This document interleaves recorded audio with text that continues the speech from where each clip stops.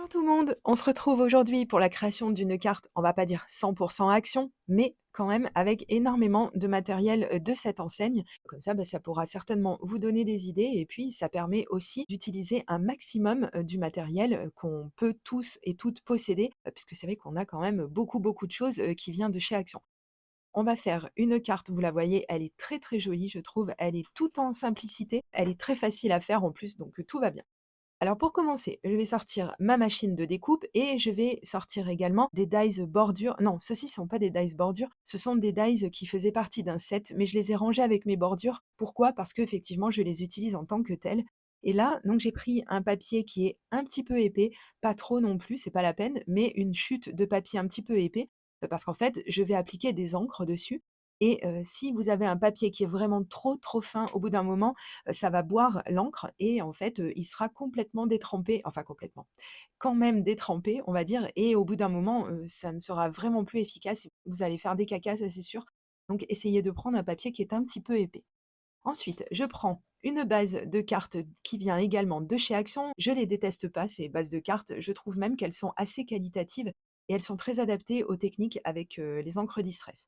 Donc j'ai sorti non pas un cette fois-ci, mais deux applicateurs, vous savez, sur lesquels on vient coller nos mousses pour pouvoir passer nos encres aquarelles. Enfin ici, en l'occurrence, les Distressing. Et c'est vrai que c'est étrange parce que j'ai plusieurs, de ces petits manches, de ces petits applicateurs et pourtant j'en utilise toujours qu'un, ce qui est complètement idiot puisqu'en général on utilise plusieurs encres, à la fois, au moins 2. Ici, vous le savez, c'est le combo que j'aime bien, ces 2 encres bleues qui vont très bien ensemble. Elles se travaillent vraiment bien et ça vous permet d'avoir des rendus comme ceux que vous voyez à l'écran. C'est-à-dire qu'on travaille avec une couleur claire et une couleur un petit peu plus foncée, ce qui permet d'avoir du relief et un rendu qui est vraiment très facile à obtenir. Je vous ai montré les 2 façons, que j'ai eu de faire, c'est-à-dire que j'ai commencé à poser la teinte la plus claire tout en restant le plus possible sur la lisière de mon pochoir. J'ai appliqué l'encre plus foncée et sinon vous pouvez faire le contraire, commencer tout de suite avec l'encre la plus foncée en restant toujours, comme je vous l'ai dit, bien à la frontière de votre pochoir et ensuite venir travailler un petit peu les transitions pour qu'on n'ait pas non plus trop un effet trop blanc, si vous voulez, sur les nuages, bien que ça fasse très joli. Mais ici, dans ce cas-là, je voulais quand même un résultat qui soit un petit peu plus travaillé. Et vous allez me dire, et vous aurez bien raison, pourquoi est-ce que tu n'as pas sorti l'outil de chez Action qui est spécial justement pour utiliser les pochoirs et qui permet en fait de bien tenir le papier. C'est vrai que j'ai complètement oublié, c'est dommage. Mais bon, on y pensera pour une prochaine fois.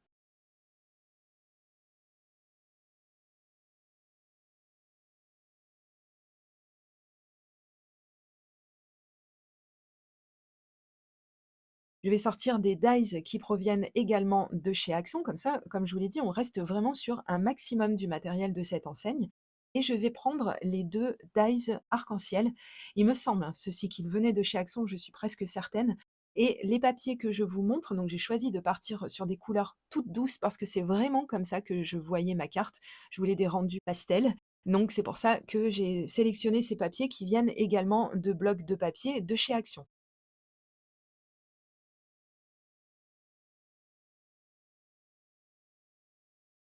Alors là, on va procéder aux découpes. C'est un petit peu fastidieux parce qu'on a quand même 6 fois les mêmes choses à découper, donc ça fait quand même pas mal et vous allez comprendre, même si vous l'avez vu certainement, au tout début de la vidéo, pourquoi je me sers de 2 dies différents, puisque on va faire quelque chose à l'intérieur de notre carte. Et bien entendu, on ne jette pas ces chutes de découpe, hein, c'est déjà donné assez de mal pour tout découper une première fois, donc ce serait quand même dommage d'avoir tout à recommencer pour une future création. Donc on garde bien tout ça et si vous faites comme moi, que vous adoptez le même rangement pour vos dies que celui que j'ai personnellement et que je vous ai montré dans une vidéo, je vous la mettrai dans la barre d'informations si vous voulez. Si vous avez adopté le même rangement que moi, je vous conseille dans les pochettes effectivement de venir mettre la petite enveloppe qui contiendra toutes les chutes de découpe ou les découpes supplémentaires que vous aurez pu faire et ça vous permettra de gagner du temps pour vos prochaines créations. J'ai pris mon tapis de découpe et là encore une fois, c'est ce que je vous dis, je ne vois pas pourquoi je n'ai pas pensé à utiliser, j'y ai pensé à la fin pour vous dire la vérité, mais je n'ai pas pensé au début à me servir de la fameuse plateforme magnétique qui a une règle, etc., des aimants et autres pour... ça m'aurait vraiment aidé hein, sur ce coup-là. Et ben c'est pas grave, Comme ça, je me mets dans la peau de personnes qui n'ont pas ce genre de matériel. Et d'ailleurs, si vous ne l'avez pas, il la ressort de temps en temps chez Action. Je l'ai encore vue il y a peu de temps. Et si vous cherchez à vous la procurer et que vous ne la trouvez pas chez Action, je vous la mets, elle et tout le reste du matériel que j'ai utilisé et qui ne provient pas de ce magasin. Je vous liste tout dans la barre d'informations sous la vidéo, comme d'habitude. Ensuite, c'est un petit peu un jeu de patience, donc on vient mettre de la colle sur ces découpes et donc on vient les mettre, chacune à leur place et comme vous l'avez vu à la fin carrément, j'ai carrément mis, de la colle sur, ma base de cartes comme ça j'avais l'impression quand même d'aller un petit peu plus vite et puis ça évite d'avoir de la colle, aux endroits qui nous intéressent pas puisque vous l'avez vu, j'ai mis mon arc-en-ciel à califourchon sur ma base de cartes. Vous avez bien entendu compris, que je vais découper l'excédent de ces découpes.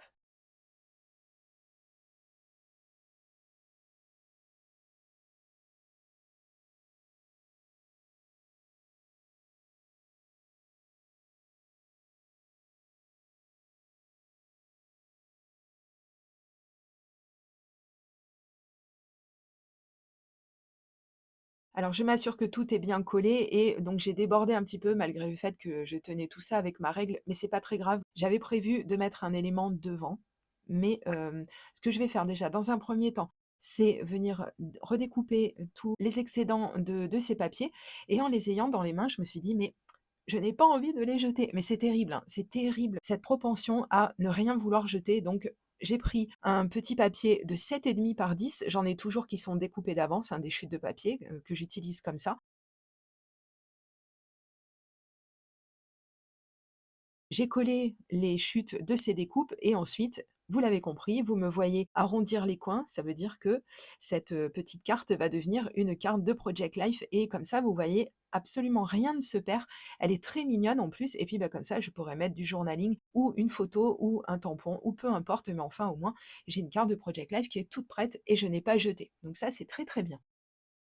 Je me saisis de ma stamp plateforme de Tonic Studio puisque je vais effectuer un tamponnage et là, c'est vraiment pas le moment d'avoir quelque chose qui bouge, un tamponnage qui n'est pas réussi correctement. Donc c'est sûr que quand on a ce genre d'outil, c'est vraiment pratique. Et je vais utiliser ce tampon de Chimel que j'ai eu sur la boutique Craftelier. Donc pareil, je vous mettrai le lien si vous cherchez cette planche de tampon ou d'autres parce qu'ils font beaucoup de ce genre de tampons chez Craftelier. Je trouve ça très très beau. C'est tellement optimiste comme tampon de texte, j'aime vraiment, vraiment beaucoup cette planche.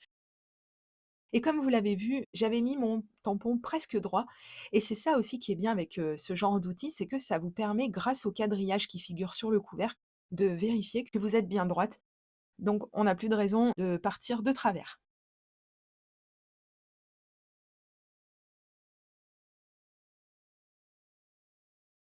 Alors j'ai fait mon tamponnage avec mon encre Archival et évidemment on est dans la féerie, on est dans l'arc-en-ciel, des choses, de cet acabit. Alors ce que j'ai décidé de faire, c'est de prendre mon Wink of Stella, donc c'est un stylo qui permet de dispenser des paillettes. Ce qui est vraiment très, très bien, c'est que c'est très localisé. Où est-ce que vous pouvez mettre vos paillettes, hein, grâce à son embout et comme ça, eh bien, on ne dépasse pas et on met surtout pas des paillettes de partout sur son plan de travail parce que ça, c'est juste horrible.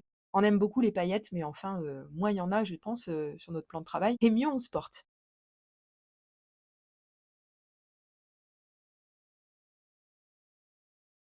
Alors ensuite, je vais placer l'élément qui va me permettre de venir, cacher déjà le petit bout de la découpe en trop que j'ai et comme je vous l'ai dit, c'était pas très, très grave si vraiment il se passait quelque chose, à ce niveau-là, puisque j'avais dans l'idée de mettre, un petit nuage à ce niveau-là.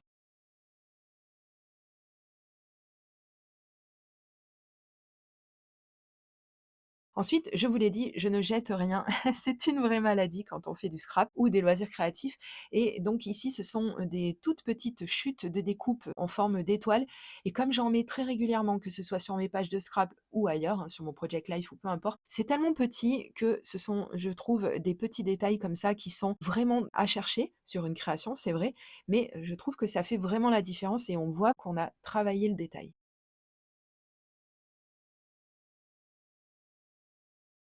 Donc j'ai utilisé bien entendu mon stylo Quick Igloo et pour venir m'aider parce que là, il y a des étoiles qui sont vraiment toutes petites, j'ai choisi de sortir mon stylo Pick Me Up de Silhouette et ça c'est pareil, c'est un stylo qui a une sorte de gomme qui adhère un tout petit peu et qui vous permet de venir positionner vos petites découpes comme ça et c'est très, très pratique.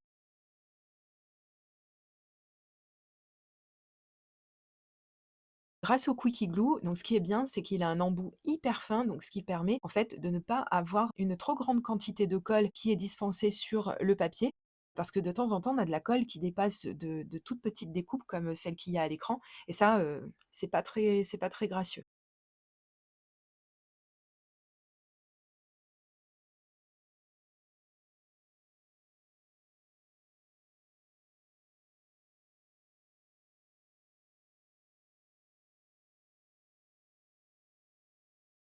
Donc je vais ranger justement, mes petites étoiles et ensuite on va continuer toujours dans cet esprit un petit peu féerique et je vais rajouter une petite, tache blanche comme j'ai l'habitude de le faire et pour cela, bien sûr, j'ai pris mon stylo Signo blanc. C'est le plus efficace. Donc ici, les couleurs ne sont pas très prononcées, bien entendu, mais il est quand même assez efficace. Il fonctionne sur beaucoup de médias, sur les encres Distress, sur les encres tout court d'ailleurs, vous voyez? Puisque j'ai mis en exergue un petit peu plus le mot Magic de mon tampon texte, donc il a très, très bien fonctionné et évidemment, c'est là qu'on le voit le mieux puisque du blanc sur du noir, évidemment, on est à fond dans le contraste.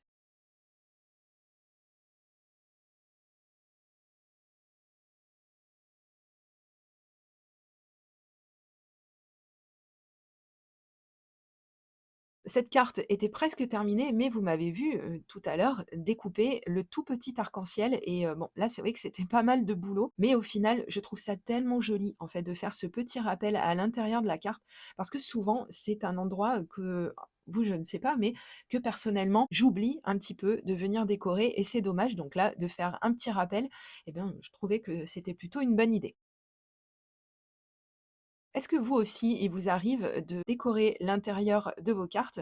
N'hésitez pas à nous le dire dans les commentaires et puis comme ça, bah, peut-être que ça nous fera un petit peu à nous aussi des rappels. Cette carte est à présent terminée, donc je vous l'ai dit, j'ai utilisé un maximum du matériel de chez Action. Comme ça, si c'est du matériel que vous avez, mais ça pourra peut-être vous donner envie de la reproduire, de vous servir de votre matériel aussi, peut-être qui dort un petit peu dans vos placards et c'est bien dommage.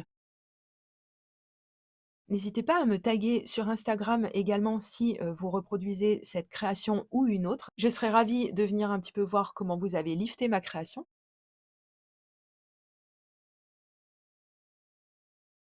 Je la trouve vraiment, vraiment jolie cette carte. Elle peut correspondre autant à des enfants, qu'à des adultes ou vraiment à des personnes qu'on connaît peut-être pas trop parce qu'elle a pas des couleurs forcément trop caractéristiques. J'espère que cette carte, somme toute quand même assez simple, vous aura plu. Si c'est le cas, merci pour le petit pouce en l'air et je vous dis à très, très bientôt pour de prochaines vidéos créations. Gros bisous, bye bye.